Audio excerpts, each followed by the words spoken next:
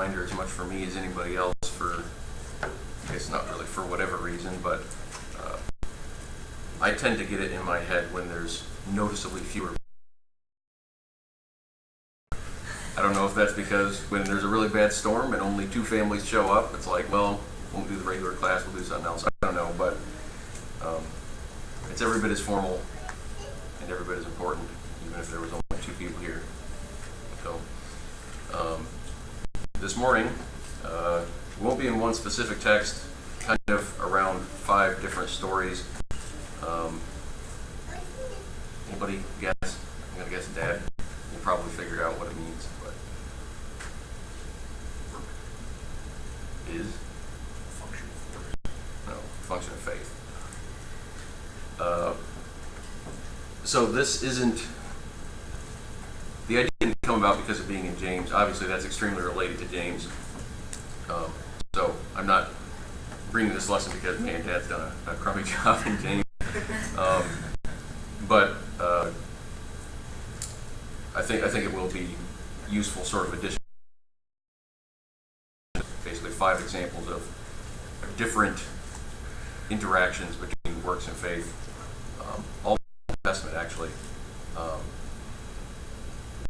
Whereas James is more of a, do this. This is what people actually did and how it turned out for them.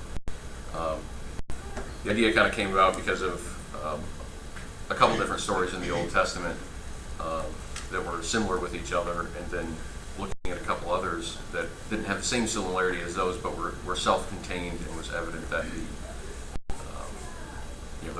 the person in the story had faith, didn't have faith, what they did about it, where it got them. So there's kind of our spectrum of absolutely everything that we do.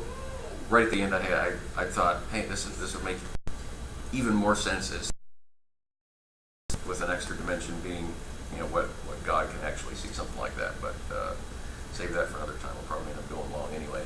So we can do the right work, or we can do the wrong work, right in the middle, doing no work at all. Just sort of, and that kind of, we know, is doing the wrong work. And then we can have faith, not faith. So we had a function to talk about what's in the function. We have a graph. Describe what sort of comes up in there. The top is sort of, if you're in that area, the best you can be is this. The worst you can be is that. If you're doing the right work but you have no faith, the very best is just a coincidence. There's people out in the world who, no, God doesn't exist, but they help other people. They think that's from themselves. They're getting that because God has put that into them, but and at the worst, they're dishonest about it. Someone down in this corner, they just don't care about anything, or they're straight up evil and don't care they're evil. They will readily admit it. Up there, you could either be confused or everything just feeling based. I have lots of faith in God, but I don't really care what He actually tells me to do. That's a lot of the Christian religious world. Who cares what you actually do? It's all about what you want to do. But at the same time, we, even if we're trying very hard to do what's right, can find ourselves in that area a lot, in the confused section, because we're trying to do what we can correctly.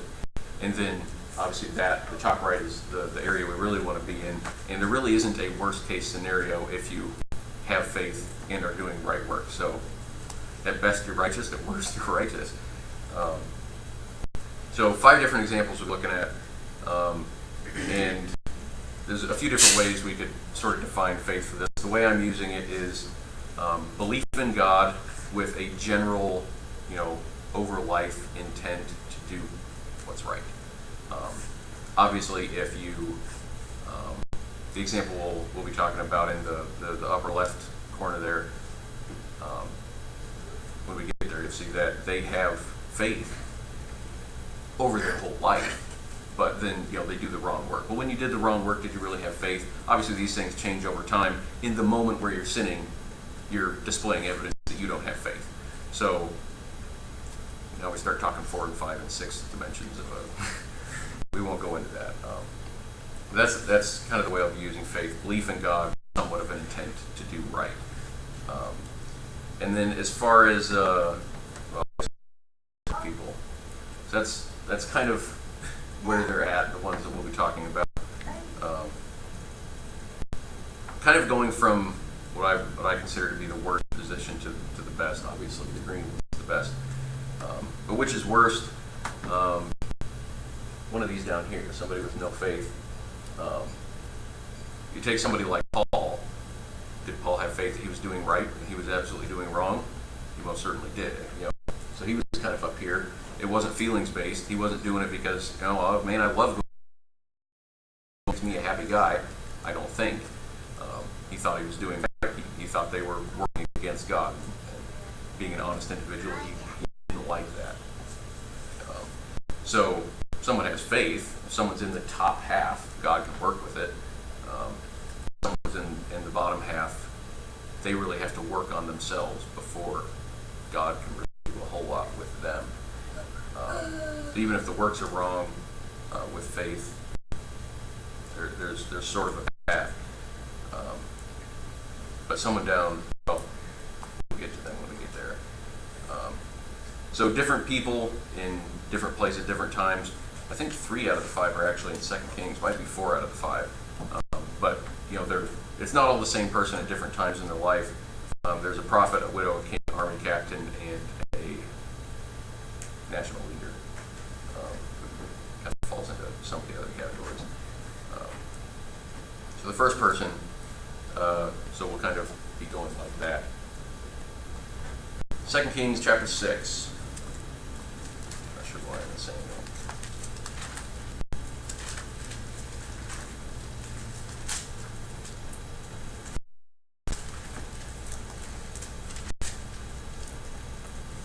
There we go.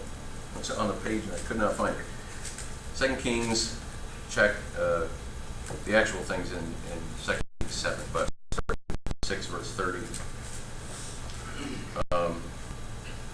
I kept wondering exactly how far back I should go, and this is where I decided to split. Immediately before we start reading, the city of Samaria is under siege, and it's so bad that there's a specific instance of people eating their children because they're starving. This is really, really, really, really bad. So there's this complaint about this other woman didn't let us eat her kid after we ate mine. When the king heard the words of the woman, he tore his clothes. Now he was passing by on the wall, and the people looked, and behold, he had sackcloth beneath on his body. And he said, "May God do so to me, and more also, if the head of Elisha, the son of Shaphat, remains on his shoulders today." We'll go down through 7:2. Elisha was sitting in his house, and the elders were sitting with him. Now the king had dispatched a man from his presence, but before the messenger arrived, Elisha said to the elders, "Do you see how this murderer has sent to take off my head? Look, when the messenger comes, shut the door and hold the door fast against him. Is not the sound of his master's..." While he was still speaking with him, the messenger came down to him and said, "The trouble is from the Lord. Why should I wait for the Lord any longer?" But Elisha said, "Hear the word of the Lord. Thus says the Lord, tomorrow about this time a seah of fine flour shall be sold for a shekel, and 2 seahs of barley for a shekel at the gate of Samaria." And the captain, on whose hand the king leaned, said to the man of God, "If the Lord himself should make the windows in heaven, could this thing be?" But he said, "You shall see it with your own eyes, but you shall not eat of it." So it was a bad situation. What better solution could we have than to kill the man of God, right? Who extremely recently, if we read further back in 6, has been actively saving the king. In chapter 6, verse 10, the king of Syria keeps trying to kill the king of Israel, and Elisha keeps telling him, "No, there's going to be someone there trying to kill you, so don't go there." So he goes somewhere else. And the king of Syria is like, "What is going on with this? One of you guys here that I'm talking to is a traitor," and they're like, "He's got a man of God who tells you what you say in your bedroom. There's nothing we can do about this. We don't have to be traitors. God's taking care of him." So this is what Elisha is doing for the king. So then they're under a different siege a little bit later. People are eating their children, and so, what better to do than to kill God's prophet? I don't follow that, other than this guy doesn't like what's going on, and he doesn't want to do what's right. So that's kind of the alternative. Bad assumptions make a bad policy. See at the end of 33. While he was still, Elisha speaking with the elders, came down to him and said, "This trouble is from the Lord. Why should I wait for the Lord any longer?" We have the song, "Wait on the Lord," the idea of waiting on God to do what it is that he wants to do. So it kind of seems like the king already knows what Elisha is going to say when he gets there and tries to lop his head off. King's going to go down and say, "This is your fault somehow," and he's going to say, "God's got it taken care of. Wait for God to do what he needs to do." And so he's got his answer ready, and that's why should I wait any longer? The trouble is from the Lord. But he says it in the other order. He starts with the trouble is from the Lord, which, if it is from the Lord, it's because you've been in sin, so the solution is not more sin, it's to stop sinning. If it's not from God, then you're accusing God of something that he isn't doing, evil, which isn't going to win you any big favors with God either. But even because of that assumption, why should I wait for the Lord any longer? You know what? I've been doing everything I should have been doing. I've been waiting on God, and he's causing all this trouble. Why should I be the good person anymore? You haven't been doing good. Example for us, we can pretty easily, in stressful situations or otherwise, I guess, kid ourselves into, I don't deserve whatever it is I'm experiencing. And we may not. There are circumstances where things come about that are out of our control, but if we're honest with ourselves, if he was honest with himself, it would have been clear, I haven't been doing what's right. I've got the man of God here who's been telling me what to do, and I continue to be in sin, and I'm leading my nation down the drain, kind of thing. But he doesn't want to accept that, so he says, God's causing all this trouble for me. And so I'm not going to keep doing what's right, whatever. So everything about the captain himself, other than in just the verse 2 here and in the next chapter. But we do know who he's with. He's a high-level servant of the king, and we know what the king is like. Says. So Elisha says, God says tomorrow food's going to be dirt cheap, despite today. And the captain says, if the Lord himself should make windows in heaven, could this thing be? We need so much food that if somehow above this, if the sky is a glass ceiling and God broke it open, food couldn't fall through the sky fast enough. That's how bad the situation is. God couldn't even solve it if he did it that way. Interesting that this is, I don't know if it's right after, but apparently after the previous, in chapter 6, a different Syrian king sends an entire army to attack Elisha, and Elisha strikes them all blind and carries them into captivity, basically single-handedly, and then there's no way this captain doesn't know about that. And he's saying, God couldn't even make food fall from the sky fast enough for us to eat it. So there's apparent knowledge that he's just completely ignoring. When I lost my place here. There was another instance I was going to bring up, but I'm not sure where it went. I forgot to put in my verse and what happened. So moving down in verse 7, I won't read the whole thing, but there's some lepers at the gate of the city, and they're like, you know what, we're going to die anyway, might as well go down to the Syrians, and whatever they do, our lives are not worth living anyway. So they go down there and they find that the camp's deserted because God has miraculously made them hear that a giant army is coming. So they all run away, leave everything where it is, and this is a huge army. They've got tons of food. There's tons of food sitting around. And lepers are like, this is great. And they're like, well, it is great, but not so great if we don't tell. So they go back and tell. And so chapter 7, 16 and 17. Then the people went out and plundered the camp of the Syrians. So a seah of fine flour was sold for a shekel, and 2 seahs of barley for a shekel, according to the word of the Lord. Now the king had appointed the captain, on whose hand he leaned, this is the same guy, to have charge of the gate, and the people trampled him in the gate so that he died. as the man of God had said when the king came down to him. So the guy had said, could this even be, even if God did this, the best way of solving the problem? Could we possibly have enough food? Well, in fact, it could be, but despite that, the man had no faith that God could do it. I think it's interesting that he even, he didn't say that's impossible, leave it at that. He said God couldn't even do it. He knows who God is. He knows what he's capable of, but he calls God into the equation and said it's impossible. That lack of faith prevented him from seeing seeing. Interesting that, Elisha, and this was one of the initial two stories that I wanted to look at. Elisha says, you are going to see it, but you're not going to experience it. He was prevented from seeing that it was possible, even though he saw the physical manifestation, wasn't able to benefit from it. Apparently he thought when Elisha says this is going to happen, the world's just going to keep coasting along, nothing's going to go wrong, or whatever's going to happen is going to happen. Whether something goes wrong or goes right, it's just going to be what happens. God's not going to be involved in it, so he did nothing, and nothing isn't acceptable to God. So that's the captain. No faith at all, and so he did nothing. That lack of faith didn't spur him to do anything either way.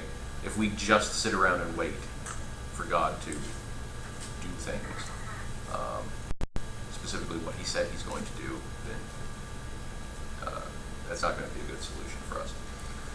The next one's Balaam. I don't intend to spend a lot of time on Balaam. I preached on Balaam relatively recently, and we all know the story pretty well. Numbers 22.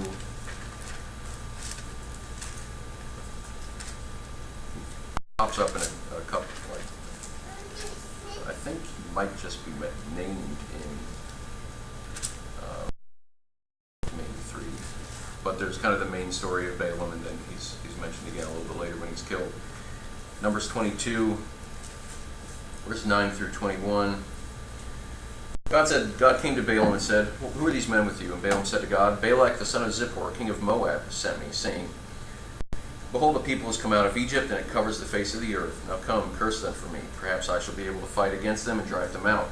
God said to Balaam, you shall not go with them. You shall not curse the people, for they are blessed. So Balaam rose in the morning and said to the princes of Balak, go to your own land, for the Lord has refused to let me go with you. So the princes of Moab rose and went to Balak and said, Balaam refuses to come with us. Once again Balak sent princes. And they came to Balaam and said, thus says Balak the son of Zippor, let nothing hinder you from coming to me, for I will surely do you great honor, and whatever you say to me I will do. Come, curse this people for me. But Balaam answered and said to the servants of Balak, though Balak were to give me his house full of silver and gold, I could not go beyond the command of the Lord my God to do less or more. So you too, please stay here tonight, that I may know what more the Lord will say to me. And God came to Balaam at night and said to him, if the men have come to call you, rise, go with them, but only do what I tell you. So Balaam rose in the morning and saddled his donkey and went with the princes of Moab. So, Balaam wants to do what's evil. He keeps delaying. That wasn't, I don't think that was the first time. That might have been the first time they had asked. But there's at least 2 groups that come, and he delays. He says, oh, stay, we'll see if God says anything else, hoping that God will say something else. He even suggests, even if Balak were to give me a house full of silver and gold, I couldn't do it. But then he says, but please wait and see if God has to say. And God knows that he's going to have him bless him anyway, so God ends up sending him. But Balaam has every intent to do evil. Knows that God is in control. In 22:18, Balaam answered and said to the servants of Balak, though he were to give me all this money, I could not go beyond the command of the Lord my God to do less or more. There's no confusion on Balaam's part what's going to happen when he opens his mouth. God's word is going to come out. And he ends up going on to bless Israel, as we know, because that's what God wanted to happen. He goes with Balak, and Balak says curse, and he opens his mouth, and out comes a blessing. And Balak's like, what? Yeah, you did that wrong. He says, didn't I tell you that when I open my mouth, God's words would come out? This is where the do we have faith thing kind of gets a little bit more dubious, because does Balaam have faith? If faith stops where knowledge begins, it seems to me like there's absolutely no doubt with Balaam that he's a prophet. God speaks to him. He knows knows who God is. So if you want to call that faith, if you want to call that absolute knowledge, call it what you want, but he has no intent to do what's right. It's not a saving sort of faith. The demons believe in shudder kind of thing. This is what Balaam is.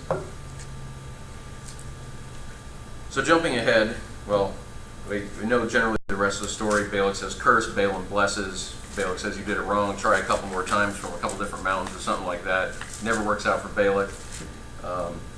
Then in chapter 31, my little heading is Vengeance on Midian. Midianite and Moabite women had drawn the people away from God. That was in chapter 5, causing them to sin with them. 25:6. Behold, one of the people of Israel came and brought a Midianite woman to his family in sight of Moses and in the sight of the whole congregation while they were weeping. Phinehas, the son of Eleazar, son of Aaron the priest, saw it. He rose, left the congregation, took a spear in his hand, went after the man. So he kills them in the act. Thus the plague of the people of Israel was stopped. Nevertheless, died by the plague were 24,000. So, through whatever means, which we find out in 31, they started to sin with Moabite and Midianite women. 24,000 people of Israel died because of falling into the sin. And Moses says, if your people have done this, to the leaders of the different clans, whatever, if your people have done this, go out and kill them. That's against God's law. So they go and do that. Lots of people die, and it kind of gets an end put to it. Then in chapter 31, we'll just read verse 15. Moses said to them, if you let all these women live, they go and take all these captives. Behold, these, on Balaam's advice, caused the people of Israel to act treacherously against the Lord in the incident of Peor, and so the plague came among the congregation of the Lord. So they'd drawn the people away on 1,000 people. Balaam almost couldn't go further down in the left of that diagram. Just no interest at all in doing what's right, even though there's no doubt in his mind who God is and the power that God has. And he can't do it the way he wants to do it, so he figures out another way. You know what? These people are going to fall head over heels if you put this stumbling block in front of them. And he suffered because of that. And it's earlier in 31, it says that Balaam was among those who were killed in one of the wars. So Balaam, a terrible example of what to be. Knew God was the true God and all-powerful, yet he still didn't have any real faith. And basically what he wanted overcame what he knew to be right. That's an easy thing for us to do. When we start wanting something, man, do we want it bad. And we need to make sure that doesn't overcome our intellectual and moral knowledge of what God has said and what he wants us to do. He advised evil knowing it was evil. He's not even apathetic. He's just straight up evil guy. And yet God was able to bless Israel with him. So, God's got that beat. Next is Moses, and I kind of wondered about where to put the dot for Moses, again, because of Moses has a lot of faith over his whole life, and but in a few instances. Back in Numbers 20,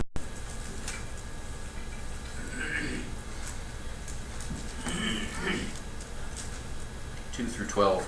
Now there was no water for the congregation, and they assembled themselves together against Moses and against Aaron. And the people quarreled with Moses and said, would that we had perished when our brothers perished before the Lord. Why have you brought the assembly of the Lord into this wilderness, that we should die here, both we and our cattle?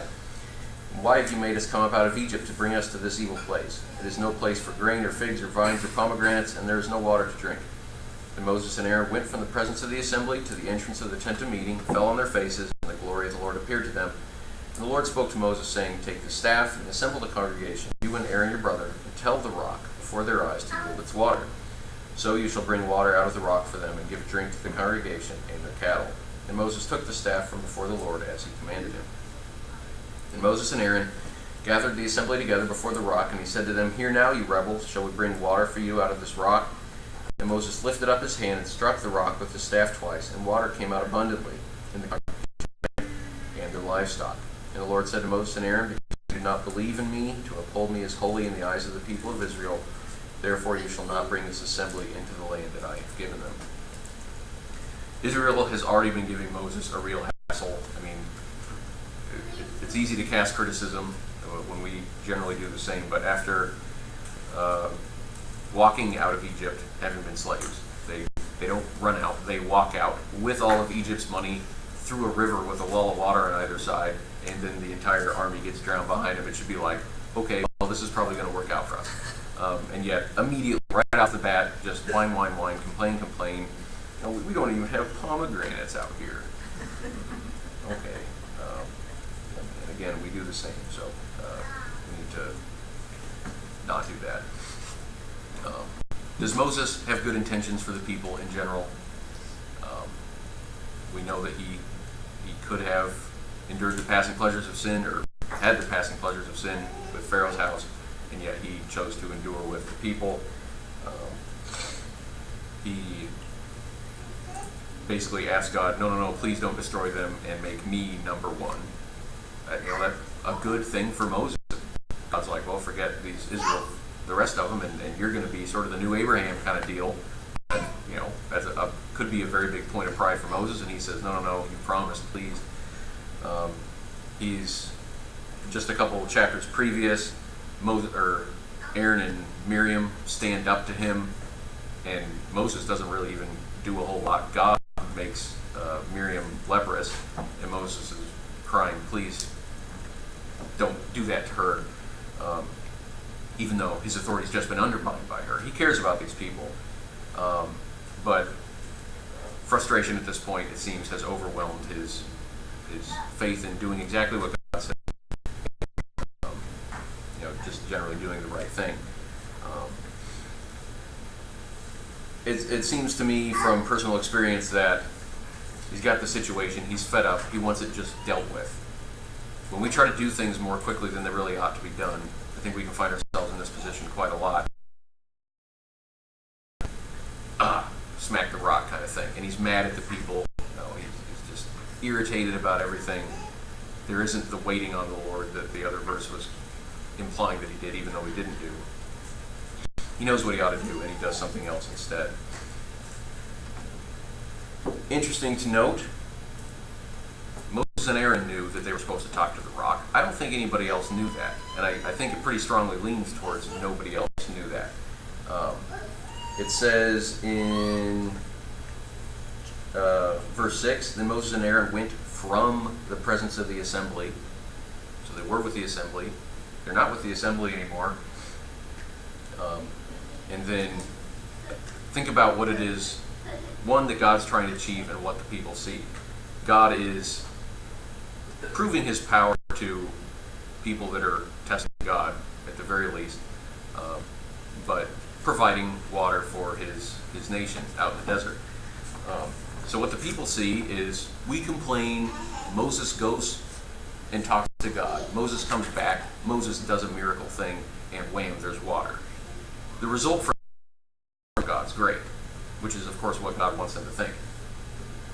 If they're by the tent of meeting or whatever, eavesdropping, and they somehow hear God say, go speak to the rock, and he comes out and strikes the rock, what would you think? If it's like, well, either Moses somehow had the power to do that, or God doesn't really care about, being specific about rules. So all that to say, I think they're the only two who knew.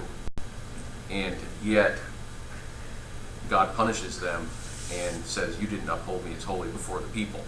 Well, even from the people's perspective, even if God looks as holy, Moses and Aaron know that we didn't uphold God as holy before these people. God is able to, you guys are deserving of punishment because of that. And, the people get water, the people get what they would have gotten anyway, but you are still going to suffer the consequence of your sin. Even if we do something out in the world and other people are left with, wow, God's great, God really worked in us, living sinful lives, then God's not going to say, well, other people thought it looked pretty good and I got a good name out of it, so you get a pass. We still will suffer the consequences for our own sin. And then in Deuteronomy chapter 3, before Moses dies, before they enter the land. He's retelling some history. Verses 18 through 27 of Deuteronomy 3. Community at that time, saying, "The Lord your God has given you this land to possess. All your men of valor shall cross over armed before your brothers, the people of Israel. Only your wives, your little ones, and your livestock, I know that you have much livestock, shall remain in the cities that I have given you, until the Lord gives rest to your brothers and to you, to occupy the land that the Lord your God gives them beyond the Jordan. Then each of you may return to his possessions that I have given you. And I commanded Joshua at that time, your eyes have seen all that the Lord your God has done to these two kings.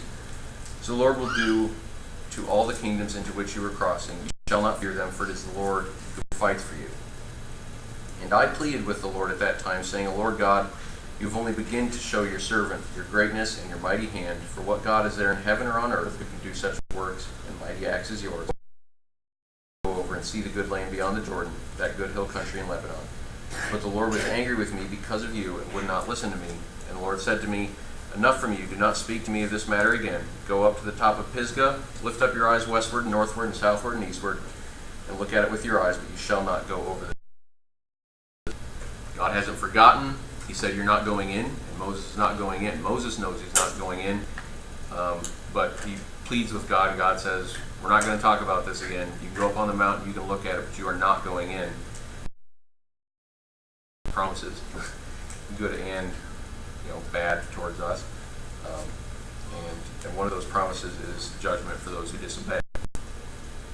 Moses knew what the power of God was. He stumbled in this area, and I certainly believe that Moses is with God, but there was a specific punishment for that specific sin, and he suffered it. He wanted to go into that land. He had seen that entire generation of Israel die in the wilderness because of their sin, and he would have been one of the few, along with Caleb and Joshua, to go in, and yet because of that sin he wasn't able to.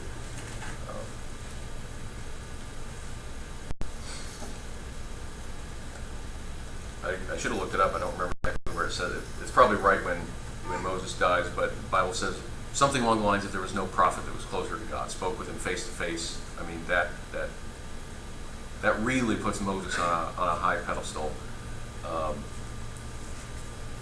And so, did Moses have great faith? He had top of the line faith, spoke face to face with God. But even a great faith like that, and again, we have the example of Paul, that doesn't guarantee perfect works. Confusion or just being fed up with whatever's going on in life, you fall short, and the performance that God expects out of you suffers. And so we can suffer because of that. We need to make sure we don't forget, even if we have good faith, which we should, don't set that faith aside for a minute to deal with a situation. It doesn't make sense. We need to deal with the situations the way God wants us to. 2 to go. So now we're up in the right-hand quadrant. Joash in 2 Kings 13. Now 2 Joashes. I'm quite sure I have which Joash it is straight. Moving further back, I'm quite confident there are 2 Joashes. I'm also quite confident that I have the Joashes straight. But their lives even overlap, and both of them are called both Joash and Jehoash. So either way, the point is generally the same, but this is Israel, the northern kingdom's Joash. Chapter 13, 14 through 19. And when Elisha had fallen sick with the illness of which he was to die, Joash king of Israel went down to him and wept before him, crying, my father, the chariots of Israel and its horsemen." And Elisha said to him, "Take a bow and arrows." So he took a bow and arrows. Then he said to the king of Israel, "Draw the bow." And he drew it. And Elisha laid his hand on the king's hands, and he said, "Open the window eastward." And he opened it. And Elisha said, "Shoot." And he shot. And he said, "The Lord's arrow of victory, the arrow of victory over Syria. For you shall fight the Syrians in Aphek until you have made an end of them." And he said, "Take the arrows." And he took them. And he said to the king of Israel, "Strike the ground with them." And he struck 3 times and stopped. Then the man of God was said, "You should have struck 5 or 6 times, then you would have struck down Syria until you made an end of it. But now you will strike down Syria only 3 times." And then Elisha dies. Go back a little bit before we started reading. chapter 13, verse 11, this is talking about Joash. This is sort of a summary of his in the sight of the Lord. We sort of have memorized in our studies that there was some good kings in Judah, and there were no good kings in Israel. So from that, just remembering in general, we know he wasn't a good king. And here specifically is how we know. It says he did what was evil in the sight of the Lord. However, when the man of God falls ill, he cares about him. I don't think he's just trying to get a last-minute favor. He comes and he's upset about who he knows to be God's voice. Has fallen ill and is probably going to die because of it. So more than Ahab going on kind of thing, or one of the other ones, Manasseh, just absolutely terrible for most of his life. Maybe Joash just isn't focused enough. Maybe he doesn't have like the other Joash had. Maybe it was Josiah. I don't remember. One of the other boy kings in Judah had the high priest who was there, and he did good as long as he was. Was that it? Oh, that's amazing. So even if he was missing these other things that other people had to help him do right, obviously it's still his fault that he chose to do evil. But there's some faith in this guy. Apparently he knows who this man is, and he's upset about what's happening to him. I have to advance my thing. He's got enough faith to value God's voice at least, whereas someone like the other king, who was the king over that one captain, is like, it's your fault, I'm going to cut your head off. Well, absolutely no value in Elisha whatsoever. He values him. He did exactly what he was told. If you go down and read, Elisha says, take, he took. Draw, drew. Open, opened. Shot, shoot, shot. Take, took. Again, strike, struck. I mean, it is sentence by sentence. Elisha says this, he did it. Elisha says this, he did it. Elisha says this, he did it. What really can we expect more than that? As it turns out, what we can expect more than that, or what we should expect more of ourselves, what God expects more than just that, is to do it like we mean it.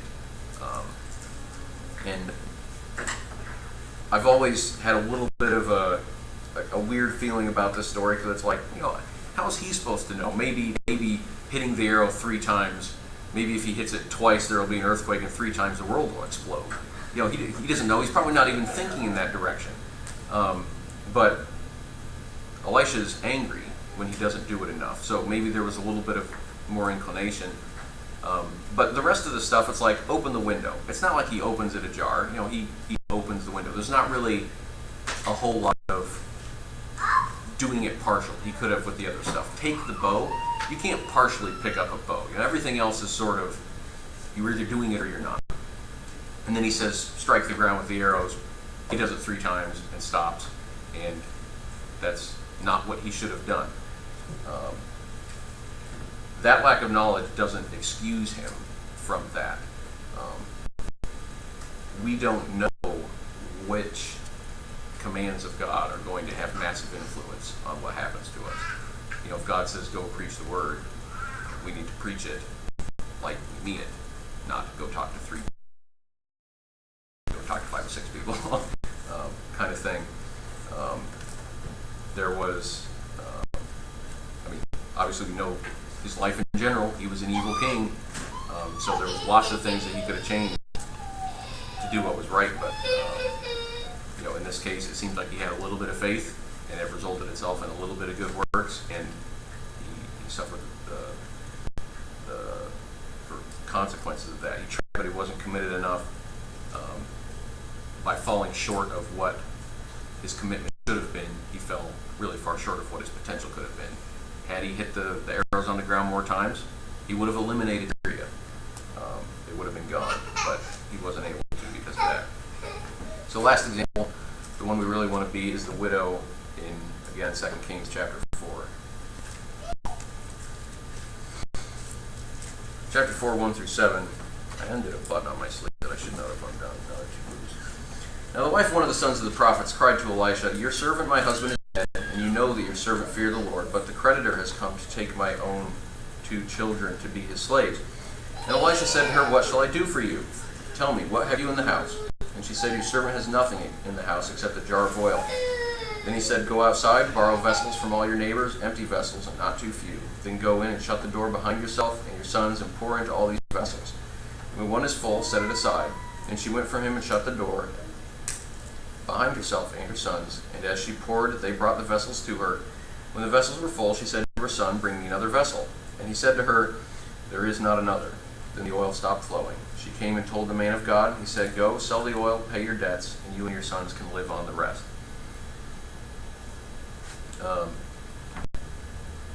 Not that it's wrong when they do that, but there's instances in the Bible. The one that jumped out at me specifically is a couple times with Jesus, where he's just, and Jesus knows it's going to happen, but he's going along the road, and there just happens to be somebody there who requests help. There's nothing wrong with that person taking advantage of the opportunity. Someone with God's power is here where I am, so I'm going to ask. But she really knows where it's at. I'm with the man of God right now. Something's wrong. I'm going to go to him and request help because I know he can provide it, because God can provide it, and he is God's prophet. So she goes to him, and her plea to him is kind of, one, the normal order of things has been disrupted. My husband would provide for me, but he's dead. 2, we fear the Lord. This is how would I describe her? Wife of one of the sons of the prophets. So he was prophet, religious, apparently a good guy, because she's coming to Elisha, and it's not like, oh, your husband was evil kind of a thing. So it should be, we fear God, please help, because I'm in trouble. Also, note for us, when we are asking God for help in prayer, God knows everything. He knows what we're going to ask before we ask it. He knows what we've done in the past. But it is certainly not going to hurt for us to call to God's remembrance. God, I've been trying to do what you've told me to do. I've been doing my work. If we've been doing it, God knows we've been doing it. If we haven't been doing it, God knows we've been doing it because he knows you haven't been doing it. But if you go through and read prayers of David, Psalms, all that kind of stuff, and it is telling God all the things that I've done, as if he doesn't know. God knows, but God, please help me. And that's kind of what she does here. She also did as much as she could, which makes this an interesting follow-on to the king with the arrows. Same strict obedience. There was a command, and she did. He says, go in, shut the door. Well, get the vessels, go in and shut the door. She gets the vessels, she goes in, she shuts the door. So there's the kind of one for one with open the window and pick up the bow kind of thing. But then with the oil thing, something that came into my mind, so I'm not even in the situation, so I could easily have been thinking it then, okay, I kind of see what's supposed to be going on here. Well, that's pretty far out, that I'm going to pour who knows how many vessels out of one little jar. So, I'll get like 5. And if it works, it works, and if it doesn't, then at least I haven't wasted all this time getting vessels from all my neighbors. But she doesn't do that. She goes until she can't get any more. So one of this one, he hits the arrows on the ground until the arrows break, and then he picks up the other pieces of the arrows and he does it with both hands. She does until she can't do any more. And then 6, when the vessels were full, she said to her son, bring another vessel. She's expecting another one. We got a lot, there's going to be some more. There ain't no more, Mom. We filled every single one that we could get up. And because of that, she's blessed to be over. Her request was basically, I've got debts, and the creditors are going to come and take my son to be a slave. So that was the request. Because of all the oil, she's able to pay off the debt. The problem she was actually asking about is solved. She can live on the rest. There's extra. There's more than she was asking for. Also interesting to note, even if she had just gotten a few jugs or just gone to 6 out of the 8 neighbors, kind of a thing, and the miracle had still worked, would she have had as much extra? Would she have had the extent of blessing that God was willing to give her? If there had been more jobs, she'd have had extra money from that. Her neighbors ran out of stuff to put oil in, and if she just, well, this much oil will pay off my debt, I'll stop there because I'm tired of carrying stuff. How much would the blessing have been cut short? Do we know how much blessing is out there to be had when we're asking God for something? We ask for something, we ask for this much, and God's got way out there. We don't even know what. Maybe it's in a completely different direction. We don't know what it is. But the tiny bit of faith that the king had in there, and the faith that she had did get her there. So she started well, she did well, and it ended very well for her. Nobody else did it really end well for. Joash got the 3 wins that God promised him, and that was it. She paid off her debts and had money to live on because she did until there wasn't any more to do, which is an obvious strong parallel to us, just in our lives in general. You got to keep doing until there's no more to do, and until you're dead, there's more to do. So keep doing.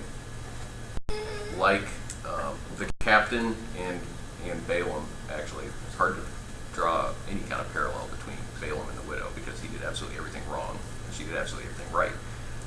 But everybody here knows the power of God. We're not talking with someone like Naaman who's just heard about it and kind of going on a fluke.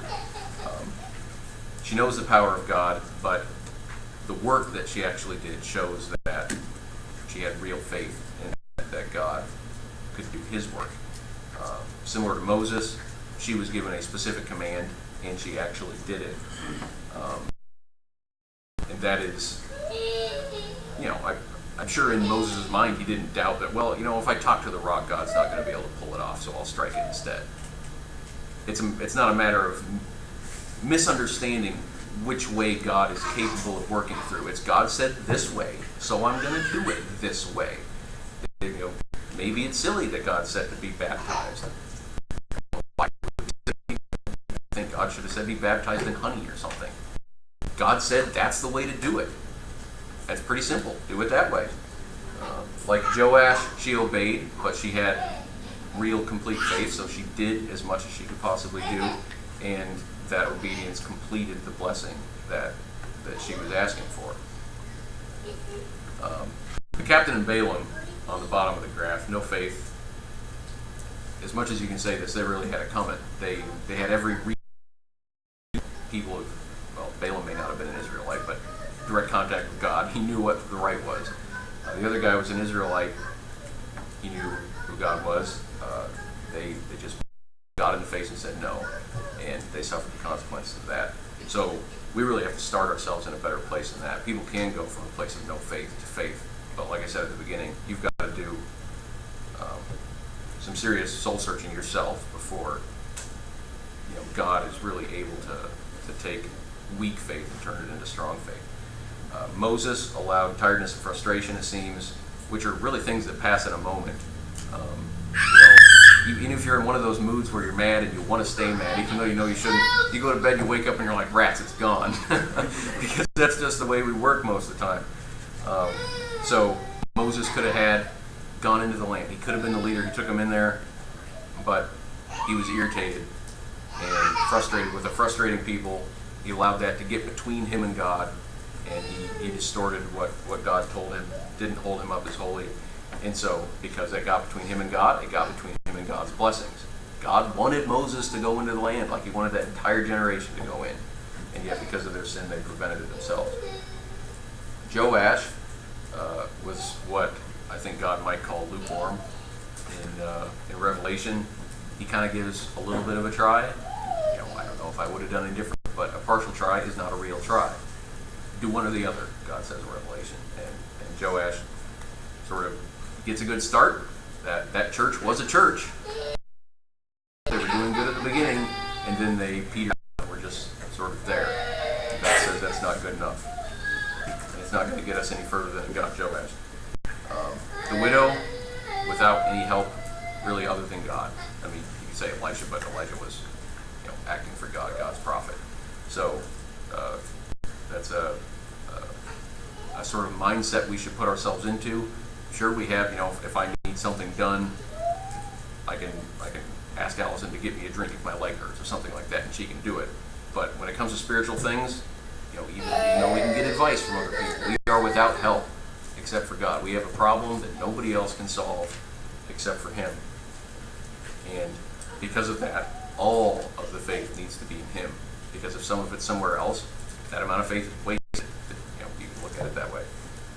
All the faith needs to be in God, so that because God can see that and see that that is worthy of a reward because of following His directions.